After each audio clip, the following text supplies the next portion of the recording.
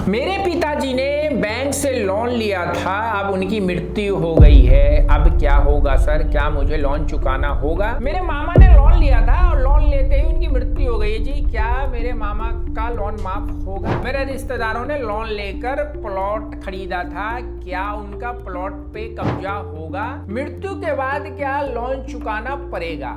इस प्रकार के क्वेश्चन अगर आपके हैं तो ये वीडियो आपके काम की होने वाली है, क्योंकि मृत्यु होने के बाद लोन लेने वालों के जिनकी मृत्यु हो जाती है तो उनके लोन का क्या होता है, इन्हीं सारे क्वेश्चन को लेके इस वीडियो को बनाएंगे, डिस्कस करेंगे सारी चीजों को। क्या लेने के बाद लोन माफी की संभावना है या उसमें क्या क्या चीजें हो सकता है। वीडियो को अंत तक देखिएगा, आपको इन्फॉर्मेशन बहुत अच्छी मिलने वाली है, क्योंकि टॉपिक ही है लोन लेने वाला मर जाए तो क्या लोन माफ हो जाता है। वीडियो को अंत तक देखने के बाद चैनल को सब्सक्राइब भी करिएगा। मैं हूं अब्दुल और आप देख रहे हैं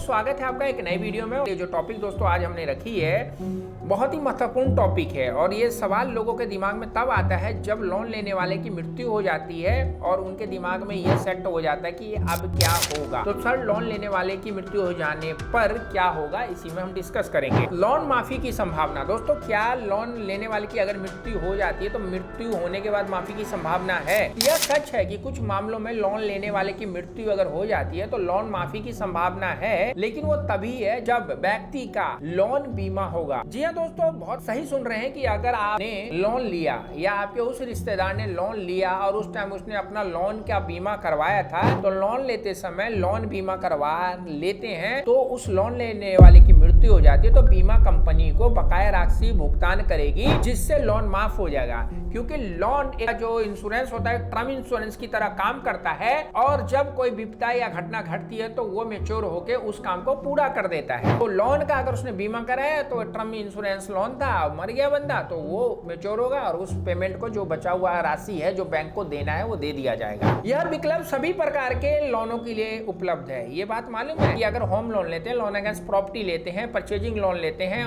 आप किसी कार लोन लेते हैं, आप पर्सनल लोन लेते हैं, किसी भी टाइप का लोन लेते हैं, आप अपने लोन बीमा को करवा सकते हैं। लोन बीमा आपको जरूर लेना चाहिए। एक स्कूटर आदमी लेता है और सरकार उसको डंडा डाल के उसके स्कूटर का इंश्योरेंस करा देती है, उसके कार का इंश्योरेंस करवा देती है। आप टीवी फ्रिज ऐसी खरीदने जाते हैं तो वहां पे कंसल्टेंट आपको वारंटी के नाम पे उस प्रोडक्ट का इंश्योरेंस कर देते हैं। तो आपने अगर लोन लिया है तो लोन का इंश्योरेंस क्यों नहीं करवाना चाहिए? तो आप अगर नेक्स्ट टाइम कोई व्यक्ति लोन लेने जा रहा है तो लोन इंश्योरेंस जरूर करवाए। बस यहाँ पे सुनने वाली बात होती है कि लोन बीमा जब करवाया जाता है तो उसमें प्रीमियम ज्यादा लगता है। तो दोस्तों, ऐसा कुछ नहीं है। आपकी एज अगर 22 साल 23 साल 25 साल है तो लोन बीमा का जो प्रीमियम है कम लगेगा। 50 साल से प्लस जाती है तो भी आपका प्रीमियम थोड़ा ज्यादा होगा, लेकिन इतना ज्यादा नहीं होगा कि आप उसको भर नहीं सकते हैं। और सबसे अच्छी बात है कि लोन बीमा का प्रीमियम आपके लोन से ही कट के बीमा के रूप में प्रोसेस हो जाता है। तो आप लोगों को अगर आपके रिश्तेदारों ने, भाई पापा या जो भी जिनकी मृत्यु हो गई है, उन्होंने लोन लिया था तो लोन के पेपर पे एग्रीमेंट पे देखिए कि उन्होंने इंश्योरेंस करवा रखा है कि नहीं करवा रखा है। करवा रखा है तो उनका लोन माफ होगा, क्योंकि इंश्योरेंस उनका पेमेंट करेगा। अगला दोस्तों, लोन माफी की संभावना ज्वाइंट लोन में भी होता है। यदि किसी व्यक्ति के साथ मिलकर ज्वाइंट लोन लिया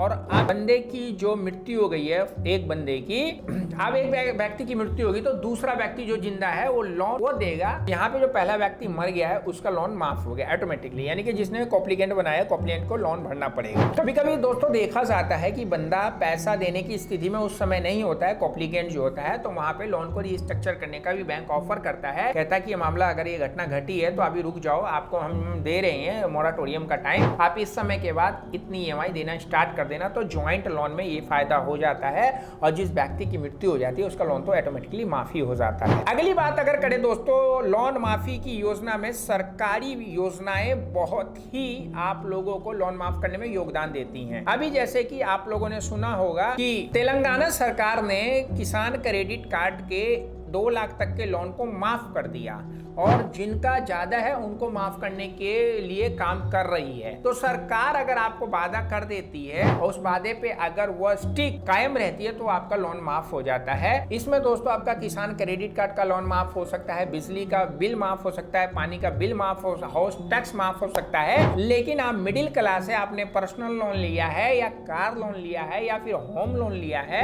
या फिर कोई बिजनेस लोन लिया है तो इसमें सिक्योर्ड और अनसिक्योर्ड कैटेगरीज देखी जाती है। अगर सिक्योर्ड लोन है तो वो सेटलमेंट नहीं होगा, लेकिन अनसिक्योर्ड लोन है तो वो सेटलमेंट हो जाता है। तो दोस्तों सरकार की नीतियां भी आपको लोन सेटलमेंट करवाने में आपकी मदद करती है। अब अगली बात दोस्तों, बैंक की नीतियां। बैंक की नीति भी आपके लोन को माफ कर सकती है बशर्ते कुछ कंडीशन को अगर बंदा मरने वाला फुलफिल करता है। तो कुछ मामलों में लोन लेने वाला परिवार से ऋण मुक्ति पाने के लिए कानूनी विकल्प तलाश कर सकता है और वह कुछ बैंकों की नीतियां होती है जिसके तहत कुछ विशेष परिस्थितियों में ऋणों को माफ कर दिया जाता है, जैसे कि सरकार ने अगर उनको किसी कैटेगरी में छूट दे रखा है। तो उदाहरण के लिए यदि ऋण धारक की यानी कि लोन लेने वाले की मृत्यु किसी दुर्घटना में हो जाती है तो बैंक ऋण को माफ कर सकता है। क्योंकि दोस्तों आपको पता है कि डेबिट कार्ड पे भी एक्सीडेंटल इंश्योरेंस की आप लोगों को सुविधा मिलती है और अगर आप बैंक के सच्चे कस्टमर हैं और बैंक ने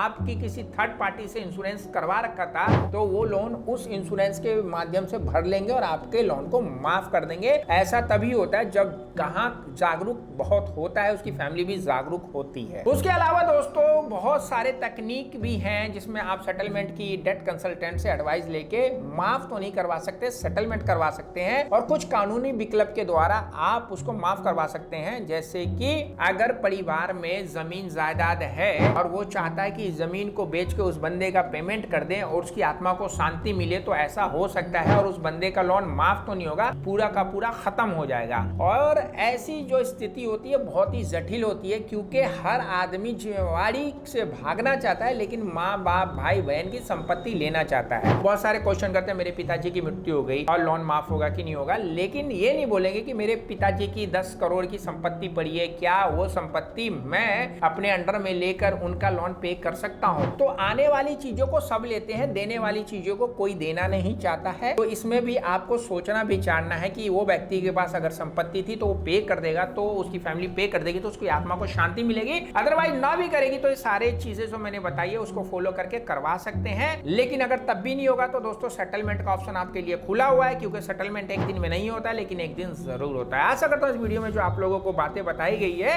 कि लोन लेने वाले की अगर मृत्यु हो जाती है तो कैसे लोन माफ हो सकता है या नहीं हो सकता है, ये सारी बातें आपको समझ में आई होगी। चैनल पर नए सब्सक्राइब करिए, बेल बटन दबाइए, वीडियो को फेसबुक पे देख रहे तो फॉलो करना नहीं भूलिएगा। हम लोग दोस्तों सेटलमेंट की सर्विस प्रोवाइड करते हैं। अगर आप लोग लोन के ट्रैप में, क्रेडिट कार्ड के ट्रैप में या किसी ऐसे अनसिक्योर्ड लोन के ट्रैप में फंसे हैं जिसका पेमेंट आप नहीं कर पा रहे हो, जॉब चली गई है, आपको जॉब से निकाल दिया गया है, आपके घर में बीमारी आ गई, आपका एक्सीडेंट हो गया है, आप कमाई करने में असमर्थ हो गए हो और कर्जा का जाल आपको जिंदगी को हनन करने में लगा हुआ है, तो आप हमारी सर्विस लेके इन सब चीजों को ठीक कर सकते हो। दोस्तों सेटलमेंट एक दिन में नहीं होता लेकिन एक दिन जरूर होता है। हमारी वेबसाइट www.hktips.com विजिट करिए, ब्लॉग पढ़िए, ब्लॉग मिलेगा वो जो आपके काम का हो। मिलता है फिर नेक्स्ट वीडियो में, रखिए सबका ख्याल, सी यू।